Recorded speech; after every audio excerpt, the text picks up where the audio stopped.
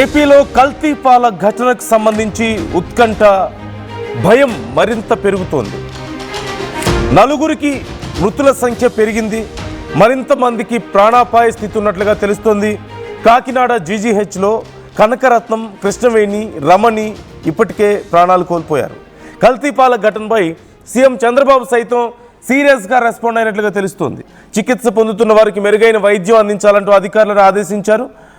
అలాగే ఆరోగ్య శాఖ ఉన్నతాధికారులు రాజమండ్రిలోనే ఉండాలి అంటూ కూడా సీఎం చెప్పినట్లుగా తెలుస్తోంది. కల్తీ పాలు తీసుకున్న 75 మంది నుంచి శాంపిల్స్ సేకరించారు.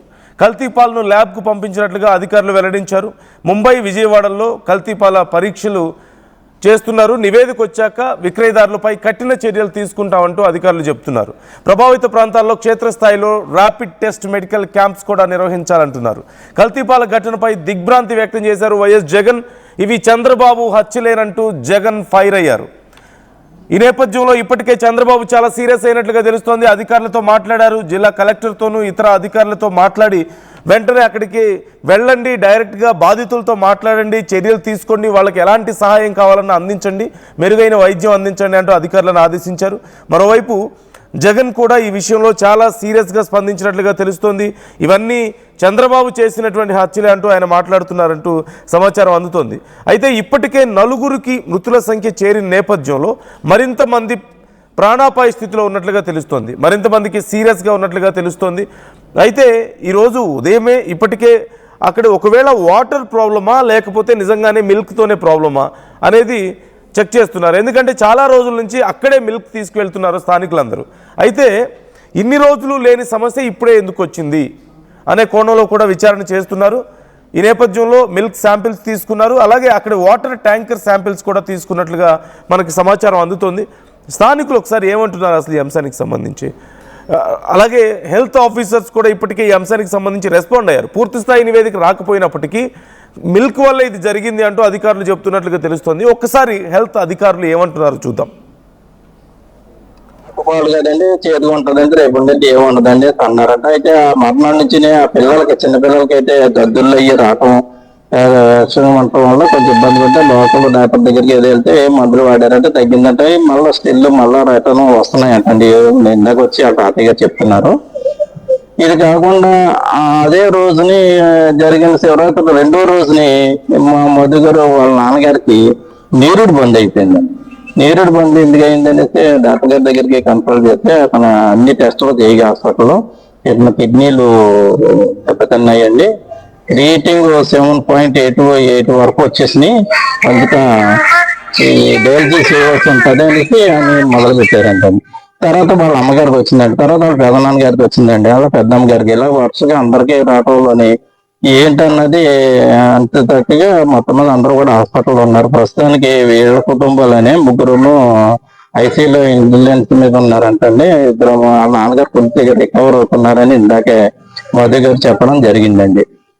కానీ మరి పాలు అనేది నిర్ధారిస్తున్నారు ఈ చుట్టుపక్కల వాళ్ళందరూ. ఇంచుమించుగా అతను ఈ రాజమండ్రి చుట్టుపక్కల అంతా కూడా 126, 130 కుటుంబాలకు వేస్తున్నారంటండి ఆయన పాలు. అలాగే మా ఆర్టీ ఆఫీస్ వెనకాల కూడా 2 పేషెంట్లు బయటపడ్డారండి ఇందాక. ఇదే విధంగా బాంబే గ్రాల్లో చివరిని కనకరత్నం గారిని ఒక 76 సంవత్సరాలకు ఆవిడ కూడా ఇలా నీరుడి బంద్ అయ్యి చనిపోయిందండి. నిన్న తెలిసింది అది కూడా.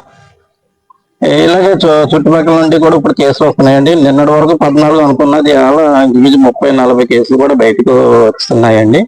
ప్రస్తుతానికి అతను అయితే అదే ఊరుకొండ నరసాపురం నుండి, పల్లెటూరు నుండి తెస్తుంటే అన్ని కూడా మనకి గేదె పాలు అనే నమ్మకం మీద పైకి ఇంటికి వస్తున్నాయని అందరూ కూడా ఎంచుకోవడం జరుగుతుందండి. ఇప్పటి నుండి ఆయన 5-6 సంవత్సరాల నుంచి కూడా వేస్తున్నారంట. మరి ఈ రోజు అది దాని వల్ల కలిసి వచ్చిందో వాటర్ వల్ల కలిసి వచ్చిందో వేరే దాని మీద కలిసి జరిగిందన్నది అధికారులు పూర్తిగా నిర్ధారించి మనకి తెలియజేయాలండి. అప్పుడు కానీ మనకి అర్థం అవుతుంది. డాక్టర్లు అయితే కూడా అవన్నీ కూడా పంపించారంటే ల్యాబ్లకి, అవి వస్తాయని ఇందాకే కిమ్స్ డాక్టర్ గారు ఒక ఆయన చెప్పారు. అది కూడా మనం విన్నాము. అయితే దాన్ని బట్టి జరుగుతుంది ఇక్కడ ఈ లోకల్లో. అయితే మరి అందరిలోని కూడా భయబంధాలుగా ఉందండి. అంటే అతను తాగిన పాలఅందరికీ కూడా అనుమానం వచ్చేసిందండి. ఇప్పుడు వాటర్ అయితే నిన్న ఉదయం టెస్ట్ చేయడం నేను దగ్గరుండి చేస్తానండి. అందులో కూడా మా దాంట్లో ఉండవలసిన మినరల్ వాటర్ అన్ని కూడా కరెక్ట్గానే ఉన్నాయంటే ఈ రోజు కూడా ఉదయం చేశారండి వాళ్ళు చెక్కింగ్.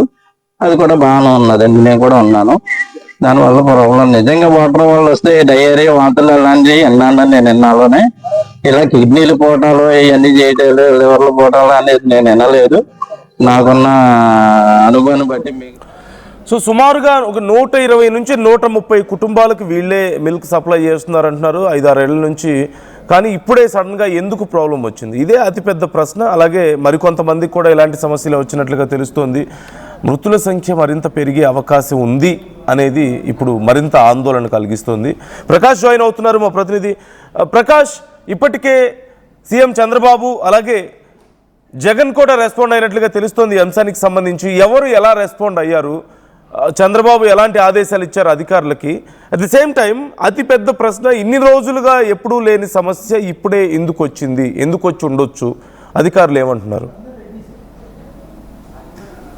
నందు అనూర్య బాధను పడి ఇప్పటికే ఈ యొక్క కిడ్నీ ఫెయిల్యూర్ అయినటువంటి వ్యక్తుల్లో ఇప్పటికే మృతుల సంఖ్య 4 చేరింది. వీళ్ళకి సంబంధించి నిన్న నుంచి కూడా కాకినాడ ప్రభుత్వ ఆసుపత్రిలో ఇద్దరు దీంట్లో ప్రత్యేక కారణిస్తున్నటువంటి పరిస్థితుల్లో ముఖ్యంగా కాకినాడలో చికిత్స పొందుతూ కృష్ణవేణితో పాటు అలాగే కనకరత్నం వీళ్ళు ఇద్దరు కూడా నిన్న అయితే చనిపోయినటువంటి పరిస్థితి ఉంది. తాజాగా చూసుకుంటే ఈ రోజు ఉదయం 10 గంటలకి అదే వ్యాధిని పడి, అనూర్య వ్యాధిని పడి రమణి అనే మరొక మహిళ కూడా చనిపోయినటువంటి పరిస్థితి ఉంది. ముఖ్యంగా వీళ్ళంతా కూడా అనూర్య బాధను పడి ఇప్పటికే 106 కుటుంబాలకు సంబంధించిన వాళ్ళకైతే ఈ వ్యక్తి గణేష్ అనే వ్యక్తి ఎవరైతే ఉన్నారో ఆ వ్యక్తికి సంబంధించినటువంటి ఆ పాలు ఎవరైతే వినియోగిస్తున్నారో వాళ్ళందరినీ కూడా ప్రస్తుతం ఆ టెస్టులు అయితే నిర్వహిస్తున్నారు. ఆ టెస్టులు నిర్వహించి వాళ్ళకి సంబంధించినటువంటి రిపోర్ట్ అయితే రావాల్సిన అవసరం అయితే ఉంది. ప్రస్తుతం దీనికి సంబంధించిన వారు అందరూ కూడా ఇప్పుడు ఎవరైతే ఉన్నారో చిన్నపిల్లలు అందరూ ప్రైవేట్ ఆసుపత్రిలోని వాళ్ళ ఆసుపత్రిలో ఇప్పటికే 30 మంది వరకు కూడా చికిత్స పొందుతున్నారు. వాళ్ళందరూ కూడా ఆ బ్లడ్ శాంపుల్స్ అన్ని కూడా సేకరించి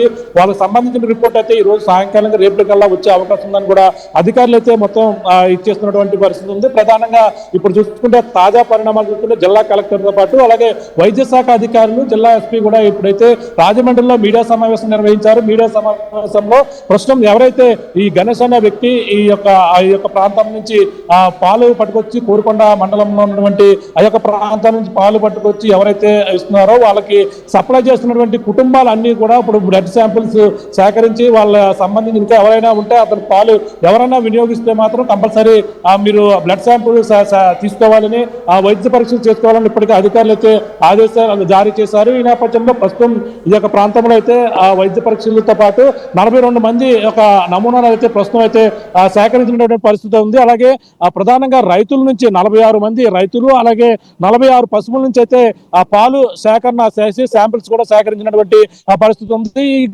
ఈ పరిస్థితి ఇప్పటికే పిల్లలు యూరిన్ స్టక్ అయిపోవడంతో పాటు కిడ్నీలు ఫెయిల్యూర్ అవడంతో పాటు ఇప్పుడైతే చనిపోయిన వారికి ఇటువంటి కంప్లైంట్స్ వచ్చాయి. వాళ్ళకి సంబంధించినటువంటి బ్లడ్ శాంపిల్స్ వాళ్ళు వినియోగించినటువంటి వాటిని కూడా సేకరించినటువంటి పరిస్థితి ఉంది. ఇప్పటికే ఏపీ సీఎం చంద్రబాబుతో పాటు మాజీ సీఎం జగన్మోహన్ రెడ్డి కూడా స్పందించినటువంటి పరిస్థితి ఉంది. ఇప్పుడు సీఎం చంద్రబాబు ఆదేశాలు ఇస్తూ వాళ్ళకి కావాల్సిన